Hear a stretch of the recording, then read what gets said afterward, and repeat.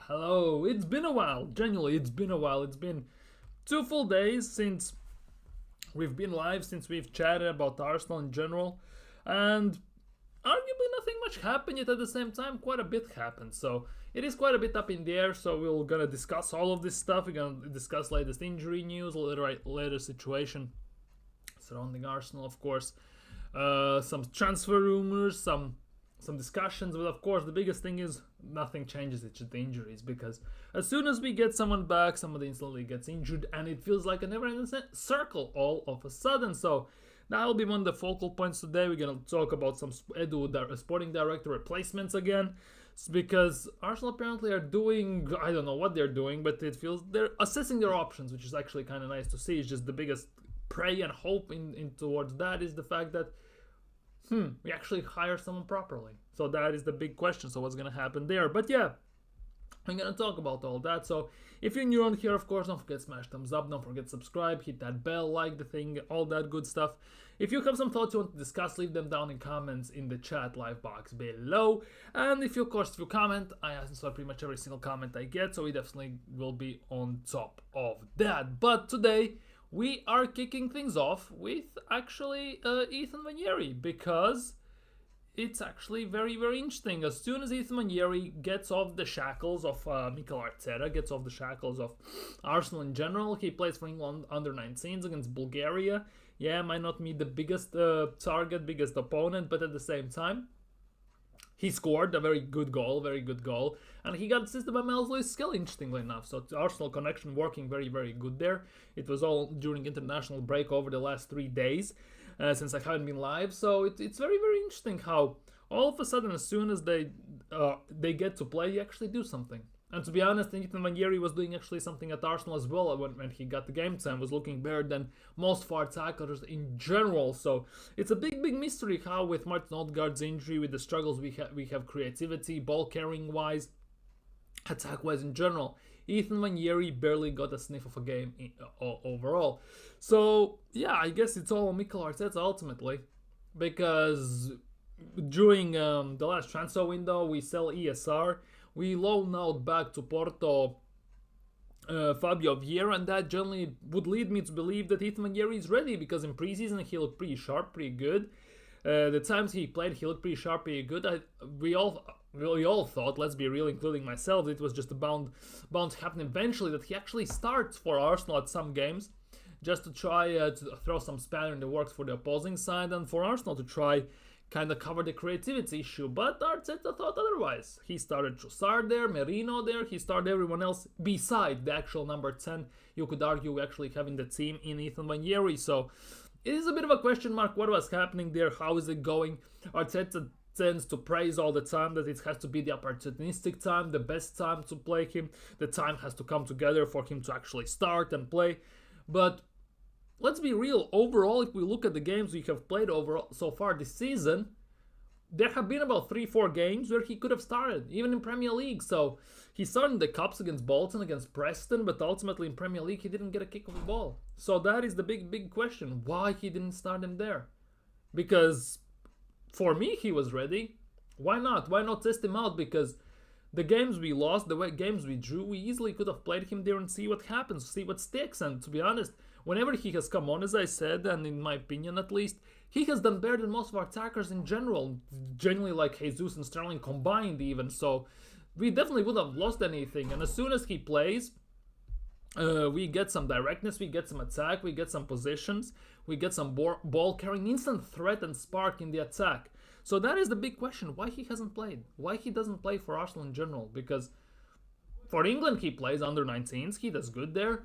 But for Arsenal, somehow Arteta just doesn't believe in him. It's very weird, and it actually also wouldn't surprise me if at some point, if push comes to shove, he would hand in a transfer request or loan request, because we already saw this with Chido Martin, we saw this with Patino. Obviously, Patino is a different story, but ultimately, most of the youngsters that we let go before the summer transfer window, they're basically what they have shown that they actually don't trust them if you are not like Arteta's favorite, like Saka, like Odegaard, like someone else. They just won't start. Havertz in the same category. So him not playing, him not starting for Arsenal is a big, big mystery for me. Let's be real.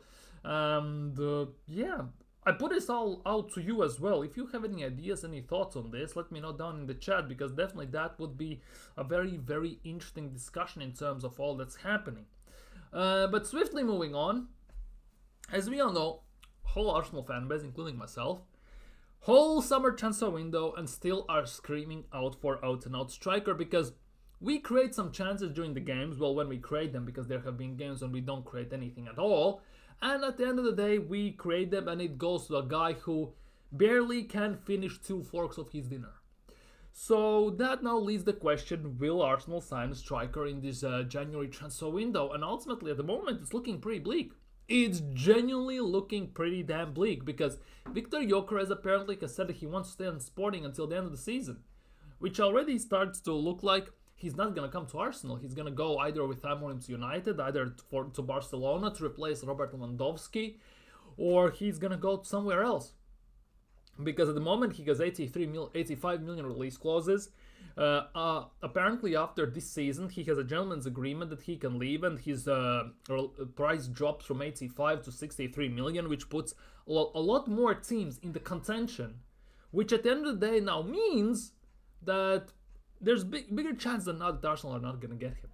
And that with Arsenal is the biggest thing. You hope for Gyokeres, you hope for Isak, but ultimately at the end of the day you end up with someone like Šeško, someone like Marwan Shamah, someone like basically Kolomwani, because that's the Arsenal's DNA, and that is actually something that really, really bars me and really sickens me in a way with Arsenal, because the expectation is very high.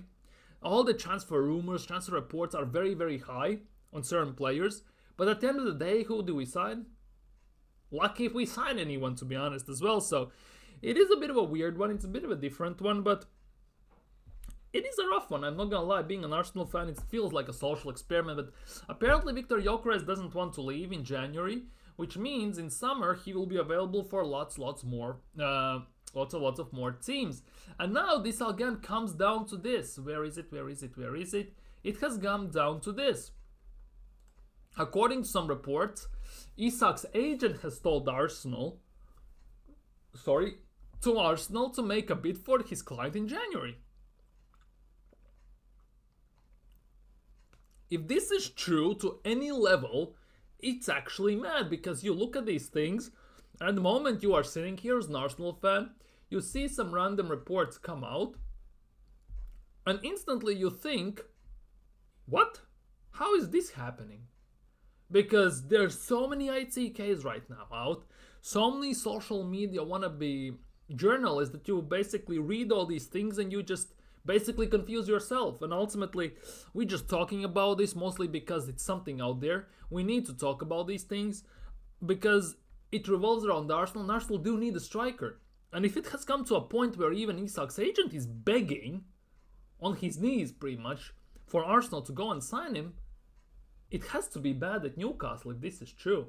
It genuinely should be very poor at Newcastle. But it's very weird. It's generally very weird that these ITKs come out with this stuff out. And obviously, since Arsenal is one of those clubs that gets insane amount of traction on social media, whether it's Twitter, whether it's YouTube, whether it's TikTok, wherever, this will pick up pace, and I would assume it actually has picked up pace. And it's a wild one. It's genuinely a wild one at the end of the day. But one of the biggest stories so far during this international break, when I wasn't streaming, is the fact that Trossard has been subbed off through an injury with Belgium. And now that means that arguably our best, most clinical finisher, arguably of course, is out. Now at the moment it's just a big of a debate for how long, but ultimately it looks like very, very, very weird. Very weird, because if he cannot play, it means we will have to play someone like, well, Sterling. And let's be real, nobody wants to see that, because according to reports, Arteta is not happy with Sterling as well, the way he's training, the way he's presenting himself, that he's not showing the energy, the fight. So now that means that if Trossard is out, we're in a bit of a pickle ultimately, because we have nobody off the bench to improve our attack. Yes, you can say we have Jesus. Yes, you can say we have what's its face? Sterling, right? Jesus and Sterling. But whenever they have played, they have provided us with nothing, genuinely nothing. And that means that if Trossard cannot play, we legitimately have nobody to sub on out in the attack to improve it, to actually maintain some sort of attacking threat. Because of the bench, Trossard has been arguably the best man. He's like the 12th man in the team. When you sub him on, you usually get something out of him. When he starts, it's genuinely hit and miss depending on the opposition, depending on the tactics and everything. So if Trossard is out for extended period of time, it is a massive worry. It's a massive worry as an Arsenal fan. It should be a massive, massive worry for Arsenal. And apparently, there are some updates on this. As soon as he got substituted against Belgium, apparently the good news is that it was just an impact injury. That is the good news. But we know Arsenal, it's genuinely never good news. Genuinely, because it was an early substitution as well, so it's not like he got a knock and he continued to play through it. He actually got subbed off pretty much instantly. Whether it was a precaution or not remains to be seen. But with Arsenal in these terms, it cannot just be a precaution, mostly because sorry, I missed the tweet. It cannot be a precaution, mostly because for Belgium, they have wingers to sub on. So they can actually afford to do that. But I don't know. This season is that one season where basically we're going to see a massive fall off. That's what it looks like. 2 seasons in a row, we were basically this close to winning the league. And ultimately, inevitably, there had to be a drop-off. Either City will drop off, either Arsenal will drop off, or other teams will start to slowly catch up to us. And ultimately, at the moment, it looks that way. It generally looks that way because Liverpool are first in the table. On weekend, we play against Nottingham Forest. A very tough game, even though it's at home, it's a very tough game given how good Nottingham Forest are looking, how Chris Wood is on fire as well for them. And Arsenal, to be honest, have very mediocre at best performances most throughout the season. So this worry is a massive one at the moment, especially with the best impacts that we have out, and he cannot also start. I still don't know what's happening with Odegaard. Will he start or not? Because if he doesn't start, it will be massive issues there. Because if we see another Merino in a 10, if we see another game where we play with 3 6s, it genuinely will be curtains for Arsenal. It's already season pretty much nearly done. We have maybe 0.1% to salvage it. And with these news, it's not looking that great. It's not looking that great. Because last season, we pretty much skipped over all the injuries we could have possibly skipped on. Because none of our main guys got injured. Saka pretty much played every single game. Same goal for Odegaard, Saliba, Gabriel. And we still didn't win the league. We still didn't win the league. Because City had Haaland out for 2 months. KDB was out nearly for half a year. Some injuries here or there for some bigger players. And they still managed to get it over the line. But now this season, Arsenal have been hit with massive amount of injuries, especially during international breaks. Odegaard, Calafiori, Saka, Martinelli, Trossard. Rice has a broken toe still. We don't know what's happening with Tomiyasu. Obviously, there are some rumors that Tomiyasu and Calafiori will be back after international break. Timber also should be allegedly fine, but that is our defense coming back. And you would expect our defense to be the most solid place in our team because we have the most players there, we have spent the most money in that area, yet we're still leaking goals. We're leaking goals like a rusty bucket, basically. So our attack already is struggling as it is, and if one of our main guys is out, arguably in Trossard, because our left side already is chalked. Martinelli is below par, Trossard below par, let's not even talk about Sterling and Jesus. Saka with injury. If he plays, he plays. If he doesn't, I don't know what's going to happen with our attack.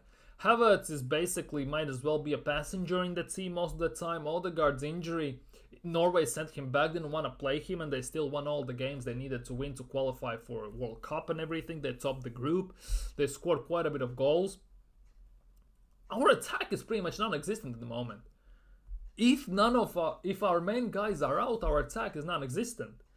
If none of them basically are prepared, are ready to play, we could see an attacking 3 of Havertz, Jesus, and Sterling. We actually could see that. Maybe Martinelli, Havertz, Jesus. We could see some type of that attack. And I know it's only Nottingham Forest and we should be beating them, but ultimately, it's hella scary, and not in a good way.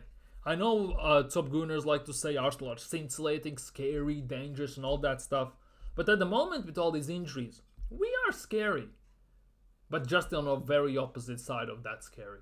We are scared ourselves that we could actually lose the game, we could drop more points, and let's be real, if we lose against Forest at home, pretty much you can wrap the season up, focus on the cups, and if we get lucky, we actually might nick one there. But at the moment with these injuries, if we carry those into the cups, we might as well give it up. And this will be a very rough top 4 battle if this keeps up. If the injuries persist, if we don't get proper substitutions, proper backups, with all the money we have spent, we don't actually have backups to anyone. And this now falls on Edu, Arteta, and Kroenkes and everyone up in the upper hierarchy. Because we have spent nearly 700 million overall over Arteta's 5-year tenure at Arsenal. We have switched and dropped and bought starting 11 players. And we have totally disregarded the bench to the fullest extent. Edu said that when he came to Arsenal, there were lots of players who were performing below par on very high wages. They had to get rid of them to start over. But now if you look at our bench, we have again players who are performing below par, that are not good enough, and on top of that, they are on even higher wages than anyone else before. So arguably we are in a bigger pickle than we were before. And with all this club expansion, the Emirates expansion that at the moment talks are starting to surface more and more, it's not looking pretty good. It's genuinely not looking pretty good, because there at the moment what it feels like there's no ambition in the club. No ambition for trophies, no nothing. Because this was the summer to actually go into the season, to go into the window, buy the necessary 3-4 pieces we needed, and spend some money to properly go for it. But ultimately what we did, we sold some players, we finished with net profit, and now Liverpool are ahead of us. Liverpool, who pretty much signed no one in the transfer window. City, who are struggling like crazy with Rodri out for the whole season, but they in January they will definitely sign 2-3 players. Like there are links with Zubimendi, there are links with other players. They will sign them, and they will be back at it 100%. Pep knows how to motivate team, how to lift it up, how to adjust tactics and situations to favor his team. Arteta knows none of that. He doesn't know how to get us over the line because he has never done it. Every single time when he has had to get us over the line, he has balled it. We finished 5th behind Spurs when we should have finished 4th. We didn't win League 2 times. We screwed up Europa League, Champions League. We basically screwed up everywhere. And now at the end of the day, it looked like it's not going to get much better. Let's be real. It's genuinely not going to... It doesn't look too much better. It actually could get even worse if you come to think of it. We actually could be in a worse position at the end of the day. Big up Nathan in the chat. Big up my guy. Big up, big up, big up.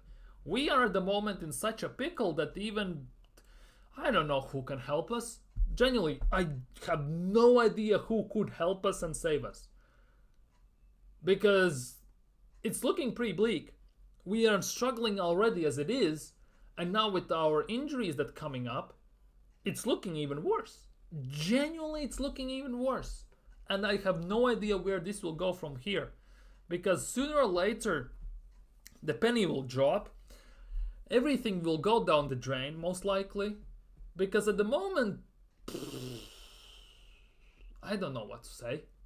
I'm sitting here, I'm talking about Arsenal, and I feel defeated already. I felt defeated before this international break, and I still feel defeated now.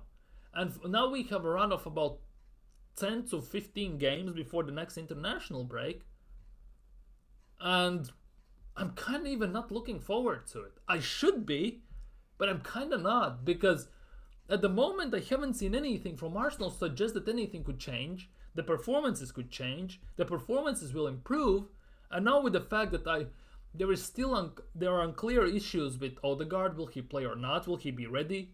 Same goes for Saka, Rice. Now with Trossard's injury, it's not looking too good, is it? Genuinely not looking too good. Like, who's gonna create? Who's gonna score? Who's gonna do anything on the pitch? We all know that Arteta has his style, has his vision apparently. He demands quite a bit of from his players.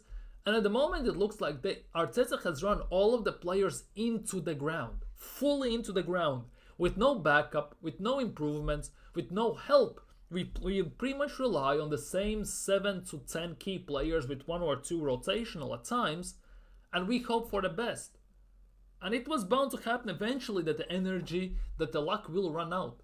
At the moment that luck has run out.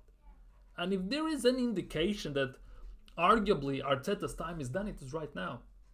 5 years, 700 million nearly spent. We are dropping like flies. And our performances look like barely mid-table team pretty much. Like, if the proof isn't in the pudding, I don't know what is there.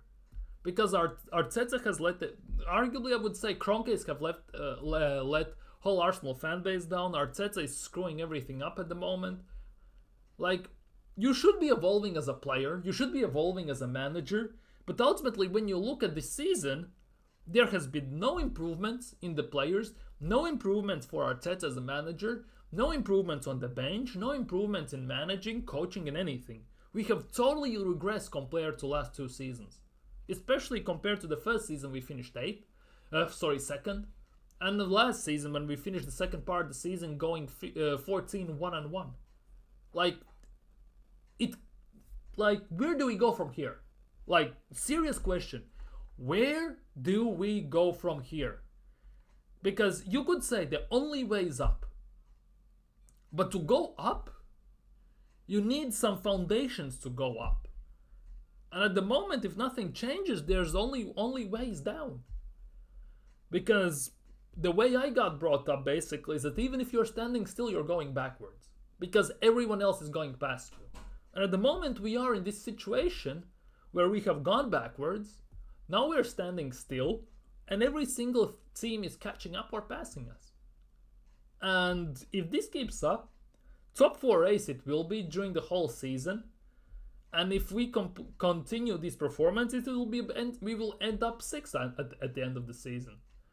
Because at the moment, yes, this Liverpool are generally flying, let's be real. City will be City. We all know if they will make the proper signings, they have proper management and everything. And now, you look around. There are about, I would say 5-6 teams in the Premier League. There are 5-6 teams in the Premier League that are fighting for top 4. Whoa. Like, if we look at this, Liverpool are first, City are second. That most likely will be the case if Arsenal gonna improve. But afterwards, right? Chelsea, Arsenal, of course. Nobody knows what's gonna happen with Nottingham Forest. Obviously, the big expectation is that they will run out of steam at some point. Same goes for Brighton, same goes for Fulham. But Newcastle has the only way they can do is improve.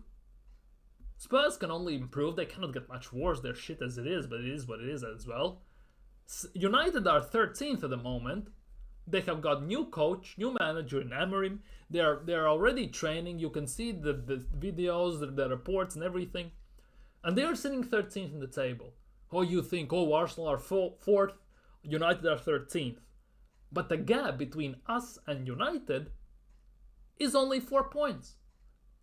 That's genuinely a 2-game swing, and we could be, if the results fall to the southern area for us, we could be about 8th or 9th instantly in 2 games. There is that small of a gap. There's no room for error.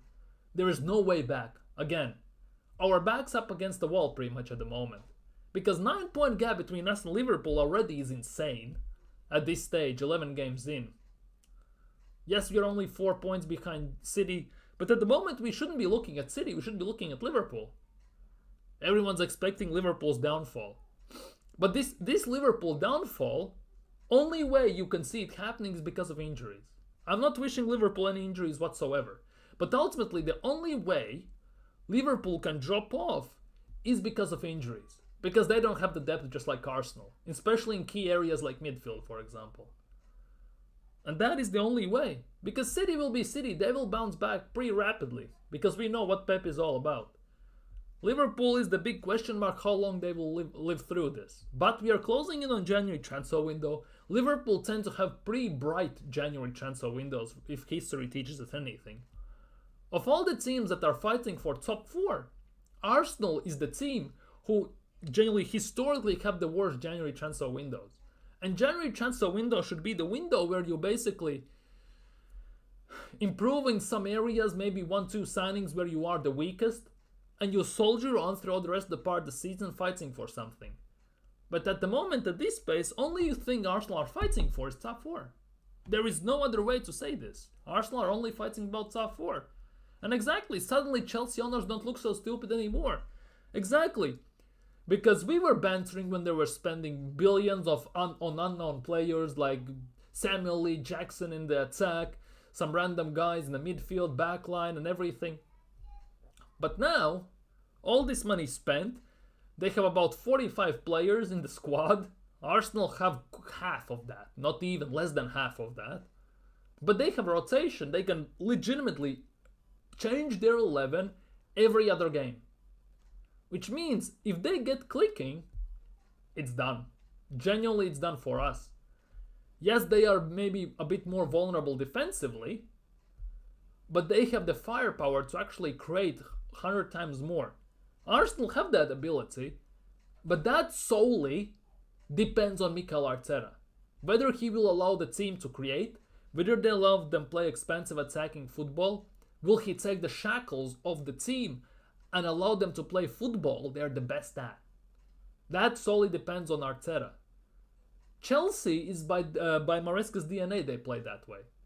Brighton the same. A 32-year-old manager they have at the wheel from St. Pauli. Fulham are flying under Marco Silva. Emil Smith-Rowe and Reece Nelson both are balling out there. Yes, maybe that is their level. Emil Smith-Rowe's level definitely is higher, let's be real. But they're balling there. One of the main contributors. Fulham have 4 ex-Arsenal players. Leno in goal, Emil Smith-Rowe, Reece Nelson, and Iwobi. They used to have Willian, who, by the way, if you look at Willian in Premier League, Chelsea, Arsenal, and Fulham, the worst place where he played was Arsenal, ironically enough.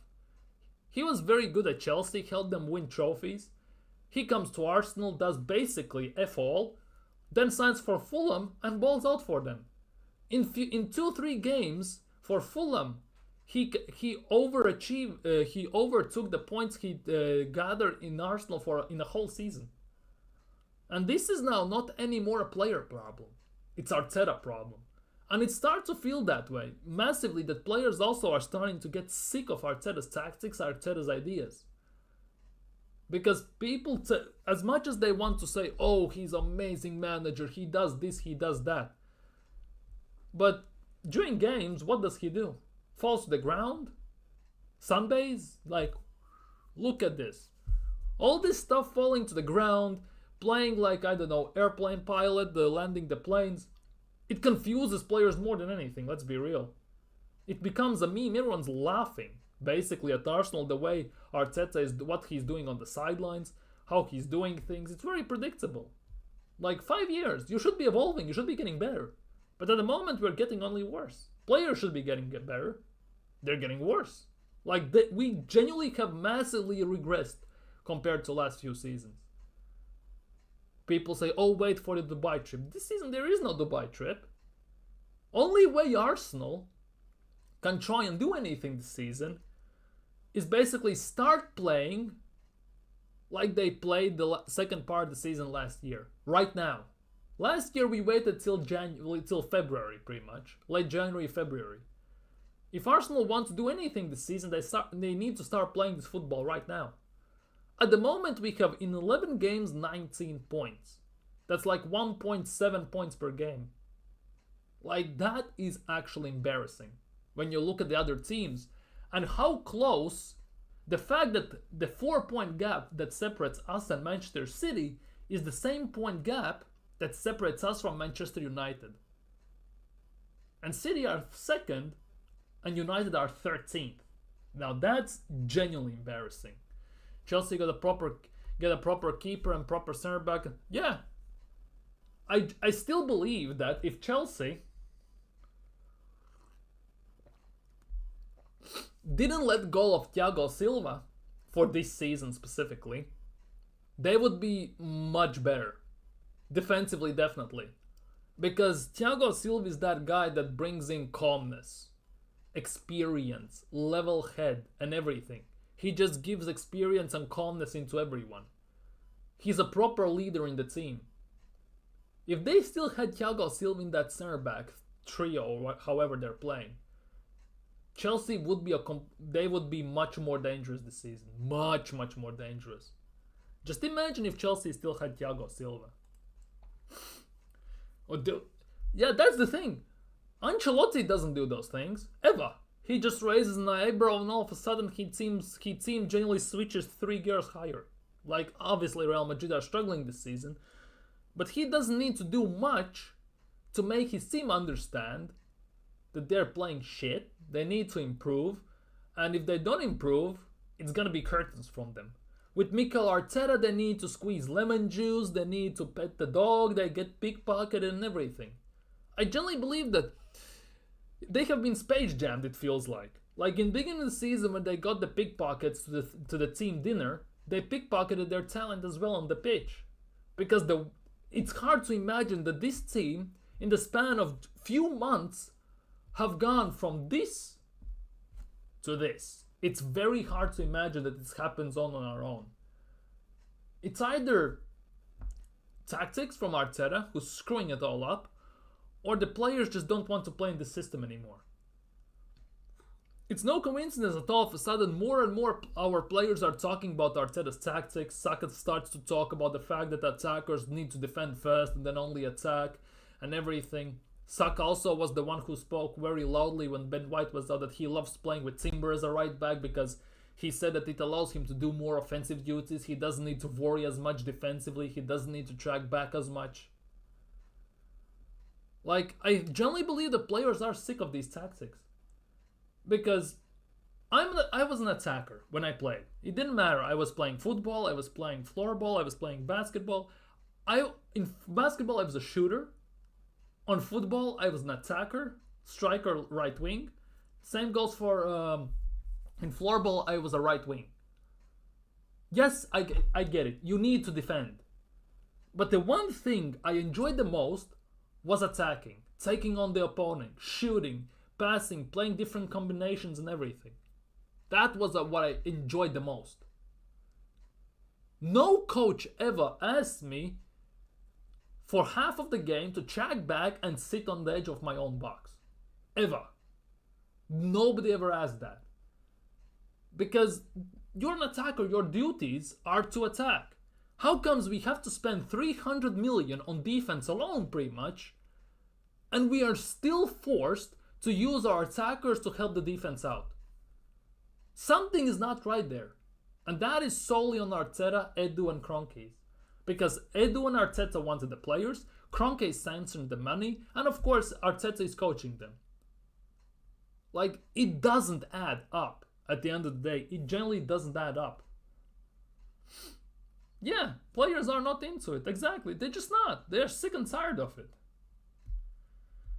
Yeah, I know this. Like, it's bad enough that we have a dog, we pickpocket, we listen to You Never Walk Alone in our stand, in training and everything. And then this politician comes out and says this. So he said that, as you see on the screen, and this is what Nathan is saying. I've seen Mikel Arteta tell injured players to come on the team bus and walk into the dressing room with their wash bag to put the other managers off scent. Like, he's losing the plot.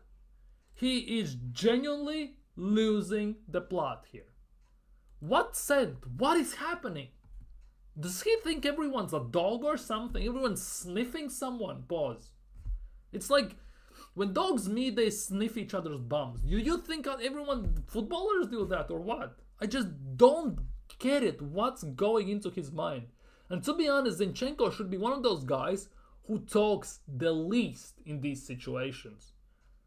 Genuinely, you could argue that he's one of the biggest reasons why we lost certain games 2 seasons ago and didn't get the title. You could genuinely argue that.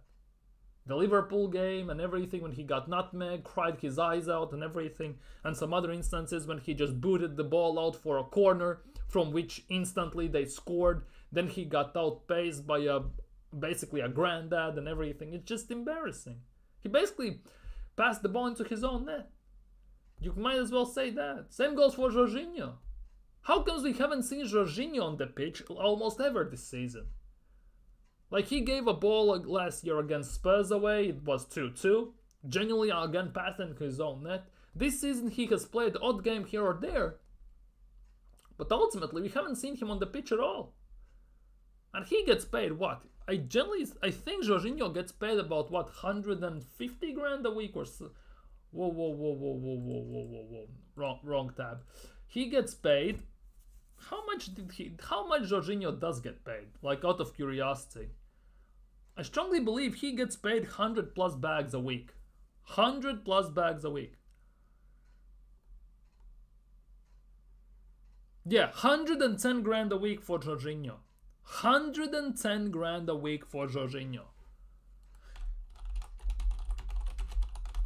And how much he has played this season? Jorginho, 110 bags a week. And this season he has played 7 games in total. 3 games in Premier League, which is 155 minutes, which comes around to what, 48 minutes? 48 minutes a game on average. 2 games in Champions League, 17 minutes on average. And 2 games in EFL Cup against Preston and against Bolton. Full 19 both. Money earned well there, huh? It's actually pathetic, I'm not gonna lie. It's genuinely pathetic, to say the least. And this is a wild one though. Valverde, yeah, I have those as well. Valverde news, where is it? Like, Valverde was speaking about this. When I was 16, I was 16, I said, that's it, this is my club, I'm going to grow here. In Uruguay, the Premier League was watched a lot, I imagined the future there, I enjoyed it and I trained with spectacular players. I don't know if he'll remember me, but Emiliano Martinez was one of the ones who helped me the most in everything, along with Bellerin, Alexis and Cazorla. I didn't know English, they had to explain all the work to me. Like, imagine we had Valverde at the moment in the midfield, next to Declan Rice or next to Thomas Partey. That would be actually kinda nuts if you come to think of it. Plus, he can play a right back. Oh, he's not 6 foot tall though. Arteta wants basketball players all across the pitch. Our whole defensive line is over 6 foot tall, besides Timber. I think Timber's 5'11". Everyone else is 6 over. Midfield as well. Partey, Rice, Merino. Even Havertz when he plays, they're over 6 foot tall. Our number 10s are short. Our wingers are short. Our striker in Havertz is over 6 foot tall. That's the only tall guy we have up top. And we put 46 crosses in during a game where he didn't even get to 1 cross. Like, what are we doing here? Like, seriously, what are we genuinely doing here? Nah, it's all good. It's all good, coach. Well, you missed Zinchenko talking about dog scent, Isak, Gyokeres, and some other stuff about Trossard injury as well. Where if I still don't know what's happening with Saka, with Odegaard. If Trossard is injured, we generally could see an attack of Martinelli, Havertz, and Sterling or Jesus, with one of them being in 10 potentially. Or Merino in the 10 for the game against Nottingham Forest. Mbappe trial 2 and Odegaard, we didn't sign him just to drop the Bagley or something. Yeah, it's all the time. It was same under Arsene Wenger. Remember the talk, Suarez, Ronaldo, Benzema, Kante and all those people. Exactly. That's the thing. If you come to think of it, wait, let me refresh the page. Much easier to see these things then. But I liked it, yeah. But yeah, that is the case. The Trossard injury. But one of the biggest things, Arsenal are linked with an 18-year-old, which we're not gonna sign. Sao Paulo. Finally, we are doing something from the team we signed. What's its face? Marquinhos from, who by the way is returning to Arsenal in January. But yeah, this is a bit bigger one, a bit bigger news. Too many of them, only 6 players that... Exactly, that's the thing. If you actually look at Arsenal and our team at the moment, there are maybe 7, maybe 8 if you push it players. Who would you keep? Rest of them, more or less you don't care if they stay or go. Genuinely you don't care. Because let's be real, just not good enough. Genuinely not goddamn good enough. That is the case. And to be honest, all of them get paid very handsomely. Very handsomely. I talked about this, I think, about 20 minutes ago when I said, when Edu came in, he said that Arsenal had a team, very like, okay, let's not talk about that, but we had players on the bench in the team that were on high wages and they were not good enough. On very high wages. At the time, that was about 60 to 100 grand most of the time. Now, if we look at Arsenal, we still have, 5 years later, by the way, after nearly 700 million spent, we still have below par players on the bench, partially on the pitch many times, with no competition, and they are on twice as high wages as the so-called overpaid players we used to have 5 years ago. So basically, in 5 years, spending all this money, we have gone a full circle of team growing and development to end up where we were at the moment. We at the moment are in a position where we were under Arsene Wenger, fighting for top 4. We have 1 or 2 stars, and we are trying to do something. Overpaid players. That's it. We are where we were. We genuinely are where we were. I forgot. Yeah, exactly. If you think about it, Arsenal probably are still linked with Houssam Aouar, Jan Villa, and players like that. We are still linked with them. Apparently, at some point, Daily Dusan will come back, Daily Vlahovic and all them, and they all will come back. Loans are meant to develop players. What if Marquinhos comes back and a better player from loan? Look at players like Semenyo and Welbeck and Eze. Imagine that front 3. Dude, Marquinhos is not coming back better. He doesn't even play. He plays, but not that much for Fluminense. And out of this whole season, he has played 4 games at right back. At goddamn right back. Like, what do you think he's gonna do at Arsenal then? He scored against Zurich, cried his eyes out, loaned out to Norwich in first game, goal and assist, since then did nothing. Then goes out loaned to Nantes, does pretty much nothing again. Gets called back mid-season in January, gets loaned out to Brazil, where he again does, well, nothing, and he's gonna come back. A player who we should have signed for free, yet Edu decided to pay 3 million to keep good relations with Sao Paulo at the time. Yeah, Gorkuf as well and all those people, let's be real.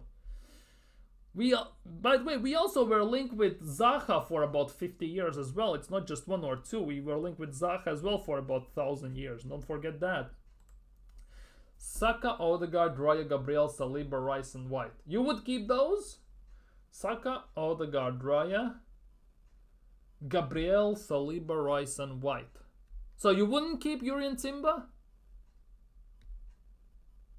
For me, kinda, I would like to keep Timber in that instance. No, if we speak. Marmoush, yeah, but Marmoush has been linked with about 60 teams already. That is again issue. As we all know, as Edu said, Arsenal don't get into bidding wars. So if more than one team goes for Marmoush, we're out. But he's probably gone 3 different clubs and learned a lot the human factor. He can play like Hendrick. Definitely cannot. He won't be good. If he would be good, he would have done something at Norwich. He did nothing. He would have done something in Brazil at home. He has done nothing. Like, if he wanted, he should be doing too. Yeah, that's the thing. Timber is the injury issues.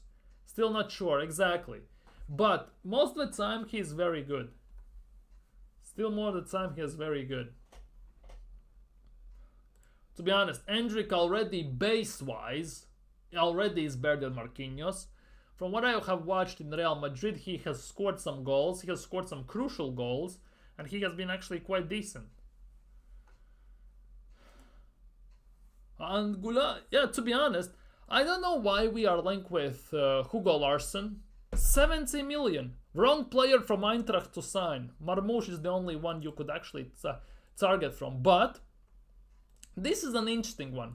According to Gazzetta Italia, AC Milan are interested in signing Brahim Diaz. Obviously, Brahim Diaz was on loan to AC Milan. I think it was loan for a season when he was Spanish still, before he was that. And the Moroccan international is struggling for playing games at Real Madrid. So Arsenal actually could try and take a punt on him. Loan, buy, whatever. The thing is though, if we sign him, he predominantly plays number 10 right wing. So technically he could be a competition for Saka and Odegaard. But the big question with this signing again comes, what we gonna do with Manieri? Arteta already doesn't trust him. With Odegaard being injured and everything, he didn't play a single second as a starter in Premier League. So the big question is, what's gonna happen with him? You could loan him out, maybe, to Championship or something like that. But ultimately, again, as soon as we're gonna sign a number 10, it's meh. It's genuinely meh. It's Diaz and Arda Güler. One of those two wouldn't be bad. Genuinely wouldn't be bad. Worst case scenario, they sell Engic for 7. Exactly. That's the thing. It's one thing when you sign a player for some money. Other thing is, can you get rid of him for proper money at the moment? And Arsenal don't know how to do either things. They cannot sign proper players or young talent, and they cannot sell anyone to save their lives. That's also one big issue. Because sometimes when you look at the money some players are going for, it's actually embarrassing. How some teams can get such high money for players who are below average, yet Arsenal tend to sell some of their best players for peanuts at the same time. And that Arsenal does that as well every single goddamn season. Every single season. No season, but it's an Arsenal's history. Not maybe every single, but most of the time. I don't think he's average. He's actually very good. The fact is that he needs just games. And he just, at Real Madrid, getting games already is very rough. Very rough as it is. That is also you have to take into account. And Real Madrid's biggest issue, as dumb as it sounds at the moment, is Kylian Mbappe. As weird as it sounds, he kind of has ruined the whole balance and everything in the team. Unless they get it right, it could be a very long season for them as well. They should not have gotten rid of Joselu. Should have signed him from Espanyol full time. If we sell Martinelli in summer, how much would the club actually get? I strongly believe that we should be able to sell Martinelli for 60 to 70 million. We should be able to. Since we're speaking about Arsenal, I'm expecting 40 million. Genuinely. But if I look at any other team who would be selling him, it would be 60 to 80 million in those terms. Genuinely. It would be in that frame. With Arsenal, I have no confidence whatsoever. Plus, it gets what CEO we get, what sporting director we get. Because recently there are rumors that Arsenal could be going after PSG's Luis Campos. Potentially. And if we get him, we definitely could sell some players for some money. Definitely we could. Then we could start talking about signing and selling properly. Then we could actually start to discuss this, because he's one of the best you can get still. He's well respected, so you know that if Arsenal would come knocking for a change, we wouldn't get laughed out of negotiations. We actually would be getting taken seriously. Let's be real. So if this would happen, I'm not gonna lie, I would be a tiny bit excited. Especially that, for me, how Luis Campos feels, he wouldn't take crap from Arteta as well. They would butt heads. The issue is, who do Kroenkes would prefer more? Arteta at the wheel, or Campos as a sporting director at the end of the day? Because this could also, since we are not signing a sporting director till the end of the season, could also mean that Kroenkes will wait to see where we are finishing this season and what we do this season. Because if we crash and burn, there can be an argument to be made that if Arteta gets sacked, it would be very interesting who we get as a sporting director. Because then again, the world is Arsenal's oyster, pretty much. And then we could get anyone we want. That would be very interesting if that would happen in that instance. If I was a sporting director, I'd sell Jesus, Zinchenko, Jorginho, Partey, Tierney, Merino, Trossard, overall needed to help Saliba, Gabriel, and Saka, three of the best.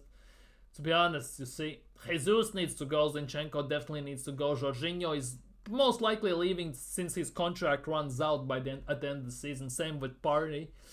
Tierney, at some point he has to get sold because after next season, not this season but next season, his contract runs out.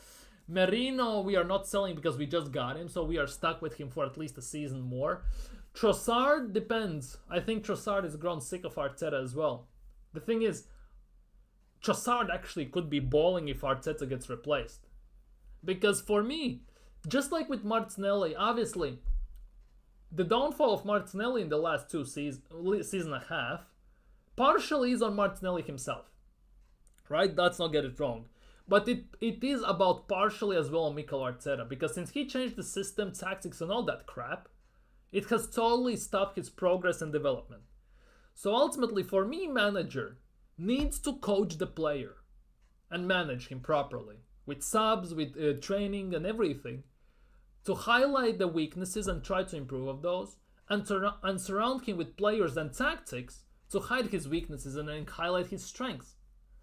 So if Arteta cannot do that with our players,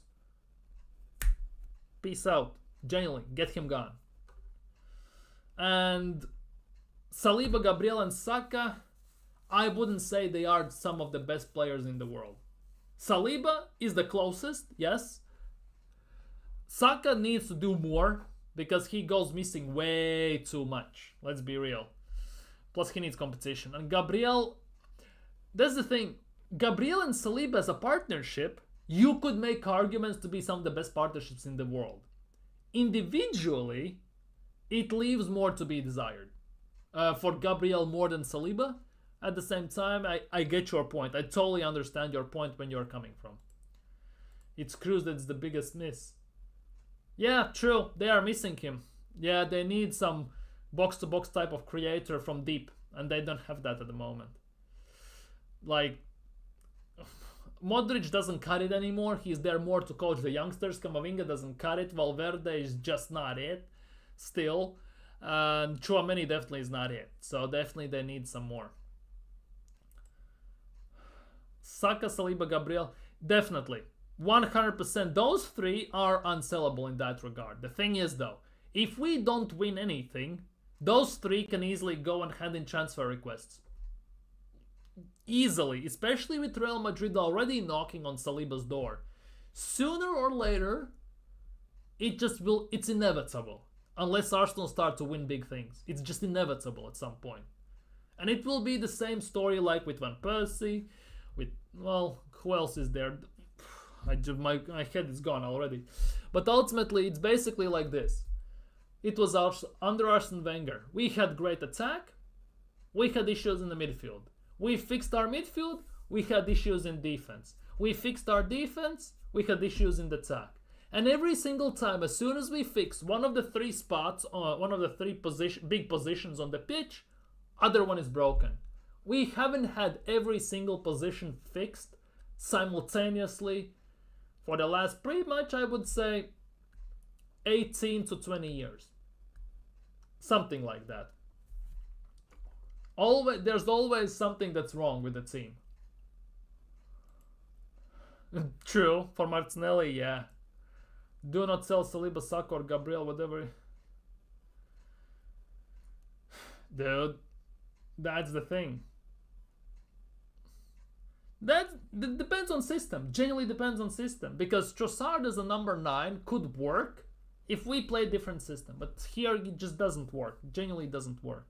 If we played with like a false 9 deep-lying playmaker who drops deep, which allows, for example, to both 10s and 8s maybe to drop in and then the wingers to overlap or undercut in and everything, it actually could work.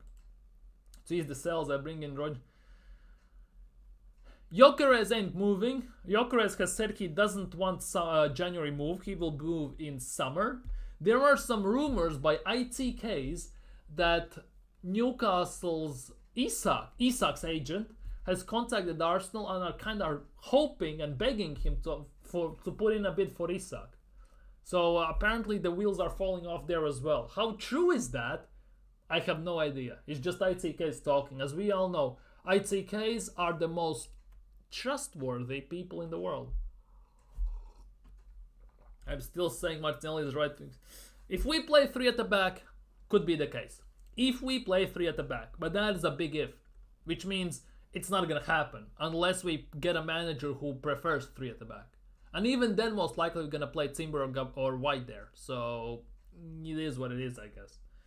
I choose to keep Gabriel. I'd rather sell Saliba. Stand your reasoning. I want to get this why, because I have a certain... the way I look at this in Arsenal at the moment, it's easier to replace Gabriel than replace Saliba for Arsenal, in my opinion. At the same, like, it is a 50-50. It's a very 50-50. Depends who do you prefer in that instance. Like for me personally, Rodgers and Bruno. There are better midfielders available. Rodgers too young, but long term. If we can develop him, I could get that. Bruno, yeah, but he already mocked Arsenal, so he's not coming here. Money talks, ultimately, yeah. At the end of the day, money will always talk. Buy Ederson and Paz instead, or Musial if you want a big signing. The thing is, we moved to Emirates to fight for the titles, trophies, and to sign big players. The thing is, though, with Arsenal, with the lack of depth, with the lack of quality in the team, there is a big question mark over this. Either you spend big on one position, or you spread that money around on 2-3 signings, but you buy proper quality on multiple. Because Musiala is what, 130, 140 million, right? You could get Ederson, you can get, what else is there? Kudus, for example, and someone else for that price. So that is a big question, whether you just spend big on one position, or you spread the money around and basically split it in 3 equal halves, more or less, and buy 3 proper quality players to increase the depth of the team. Because either you build instantly, you buy insane player with no backup, or you buy 3 solid players, basically build foundations with proper rotation and backup, and then you go after someone big. It depends how you want to build a team, basically. It's not... I don't get this, by the way. Left-footed as left-footed center back is at the left side. I don't get this, because I get the reasoning behind this, but let's be real. Until Pep decided that he needs to do it, nobody gave a damn. Whether you had a right-footed center back on the left or the right, you had 2 right-footed, 2 left-footed center backs, whether your left back was right-footed or not. Nobody at the time gave a damn, and nobody cared. But now all of a sudden, everyone cares. Shouldn't the primary question mark for a center back would be, can you defend? Can you read the play? Do you have footballing IQ? Can you make a proper tackle? And only after that, are you left-footed, right-footed, or whatever? Because all this like narrative that you specifically need left-footed player on the left center back side, right-footed player on right-footed side. You stick to that at center back, but why you don't stick that then into the attack? For example, because we play right-footed attacker on the left and left-footed attacker on the right. If you do that in the front, why you don't do that at the back, for example? There is so much emphasis these days on stats and certain metrics that the fundamentals of the football is gone. Because let's just say 15 years ago, the fundamentals were: can you dribble? Can you carry the ball? Can you take on opponent? Can you pass the ball properly? Can you actually make a tackle? Can you read the play? Can you do these things? These days, oh, does he have GA? Can he run 100 meters below 11 or 12 seconds? These days, stats are valuable. I'm not denying it. But the amount of emphasis these days that it's being pushed on the stats, it's actually embarrassing in my opinion. Because before GA came in, nobody cared about that. Nobody genuinely gave a damn about GA. You missed a chance, okay, you missed. How did you miss? You can't score, you get a better player. These days, it's not just you don't get GA, people use GA, XG, and all that stuff as an excuse to defend the player's quality, to defend the loss. They basically use it more as an excuse than to actually do anything else with it. It's good when you look at stats and everything. I'm not denying it. But these days, the emphasis on the stats, it's so big and so blown out of proportion that now it's getting used as an excuse to justify maybe shortcomings of a team, shortcomings of a game, shortcomings of a result, to hide the real factors behind why the game was lost. They use these stats to basically drive your attention away from the accountability on the manager getting the tactics wrong, getting the player selection wrong, and getting ultimately the proper plays wrong. It's actually quite insane, genuinely insane in my opinion, how stats get used these days. Musiala, Wirtz, and Williams. You genuinely just described around 350 million worth of signings alone. Now our stadium, exactly. We gonna rebuild the stadium. We gonna add extra like 15,000 seats, which means more money will go to the stadium, less money to the signings, and we're gonna go whole circle again, because that's what we got sold during Wenger days. Oh, we don't have money because we have to pay the payments on the stadium. It wasn't that much, to be honest, like 30 million a year or quarter or something like that. You don't think we can afford that with Champions League and everything? And the biggest thing is, if we sell Saliba, for example, right? That's what, 120 million. That's about what? 20% of the new stadium. That's like $500 million when you need to rebuild the stadium to increase the capacity by 15,000 seats. That's 20% of the thing done if you sell Saliba. And now we're gonna go the whole circle again. Sign the best players to fund the stadium, and then we go again and again and again. We're gonna repaint it or something. It even gonna maybe get renamed to something else to get more money, and then we're gonna start everything all over again. It's like it's a never-ending circle at the end of the day. I do, because I remember yeah, but that's the thing. Robben was a master of that. Everyone knew what he's gonna do every single game for about 50 times that game. How many times did people stop him? Almost none. He knew he's gonna cut inside on the left, he's gonna dribble a few times, he's gonna finesse far corner or power shot it far corner or near corner, whatever, or he's gonna chip in a pass. Everyone knew what he's gonna do. Nobody could defend that. Didn't matter.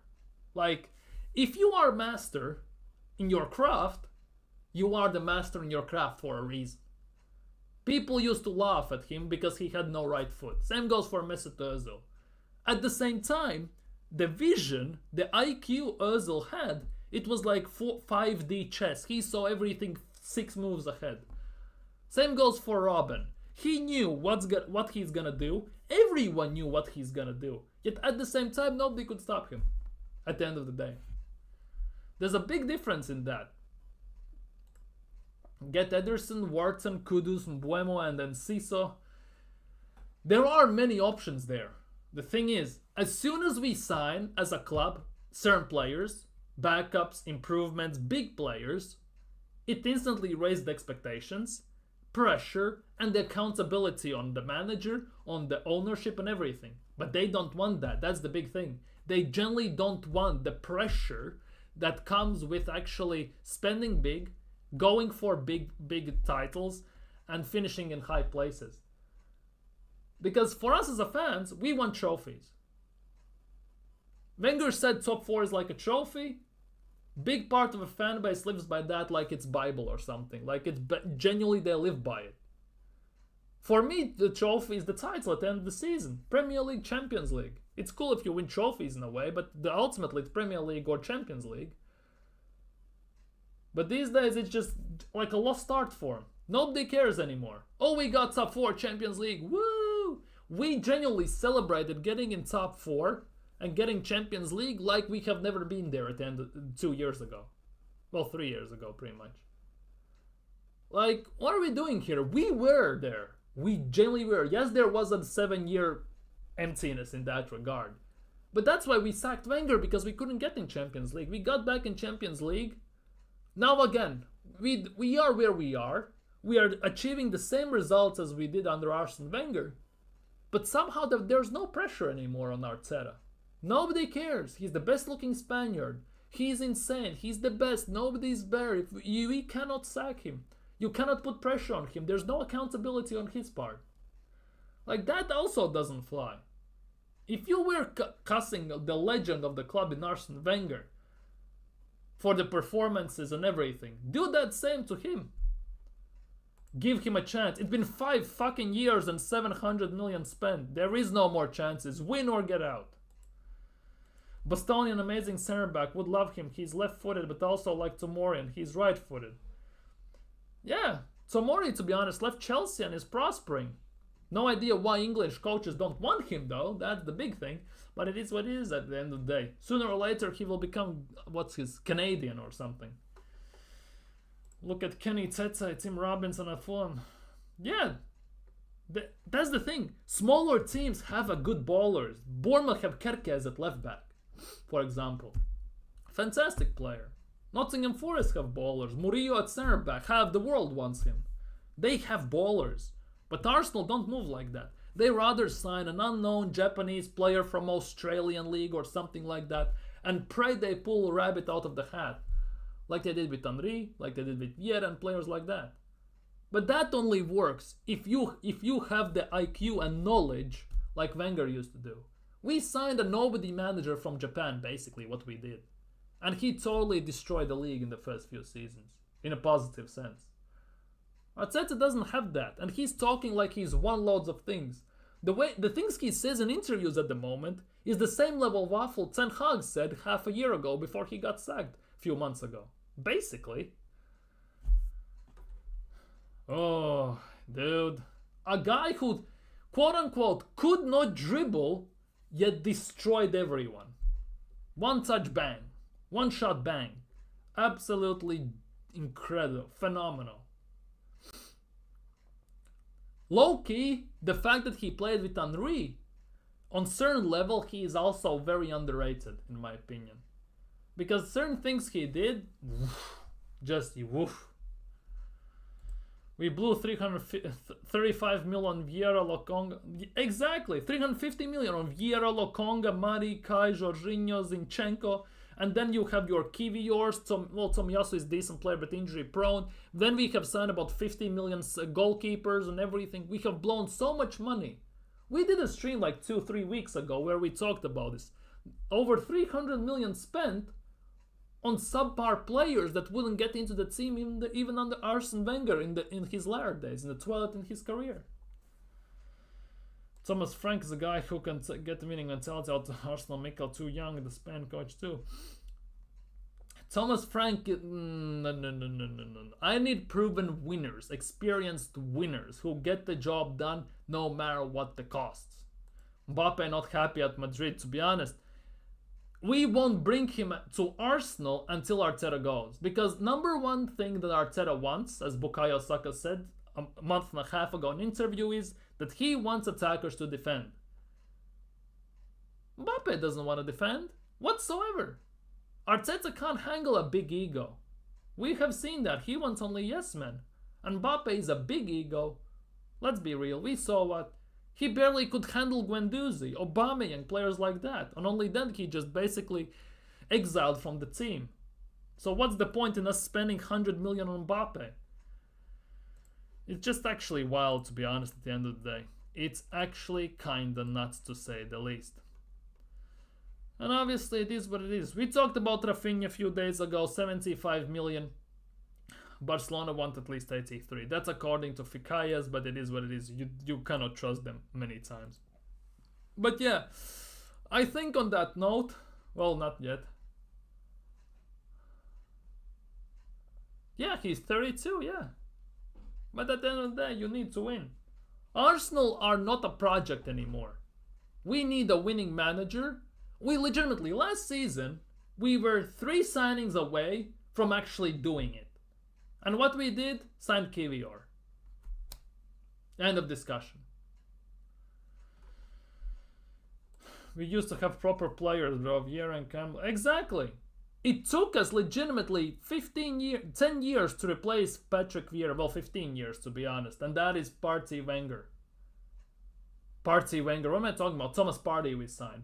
It took us, 20 years to replace Sol Campbell. We signed Saliba. Now, we actually had to grow in Saliba.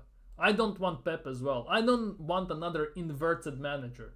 The thing is though, if you swap managers, right? For example, last season, Pep and Arteta with Arsenal and City. Pep wins the league. That's the thing. Pep wins the league. That for me, I will stand by it, to be honest. If we swap managers last season, hypothetically, if you put Pep into Arsenal and Arteta into City last year, Pep wins the league with Arsenal's team. 2 years ago, the same. With 8 points clear, you don't think Pep is gonna win the league from that position, even with Saliba being injured? You gotta be kidding me. Well, I don't know. I'm still not convinced on Gasperini personally. Much rather have someone else, but everyone's preference, I guess, in that instance. But anyhow, I think on that note, I'm gonna end the stream here. Haven't streamed in 2 days. It was kind of nuts to come back today. Feels like I have never streamed. I generally was stuttering and stammering throughout the first 15 minutes of the stream. Felt like a lost puppy, pretty much. No win the dog comparisons, please. But yeah, anyways, I think on that note, I'm gonna end it here. Thank you guys so much for being here. You have been fantastic. Big up Coach, big up Nathan for chatting. If you're new around here, don't forget to subscribe, hit that bell, like the thing, everything. Thank you for commenting, moving discussions, and all that stuff. Yeah, been a long day, I'm not gonna lie. Long day at work and long day today as well. Big up everyone. See you all tomorrow. Let's see what tomorrow brings. We are slowly inching towards Saturday's game against Nottingham Forest. Not gonna lie, low-key not looking forward to it given the injuries we have at the moment. But it is what it is. Maybe we'll get some good news at some point. Maybe, but unlikely. Most, I think. But yeah, thank you guys so much for watching. You have been fantastic. Take care. Stay safe. Big up everyone. Like, comment, subscribe. Take care.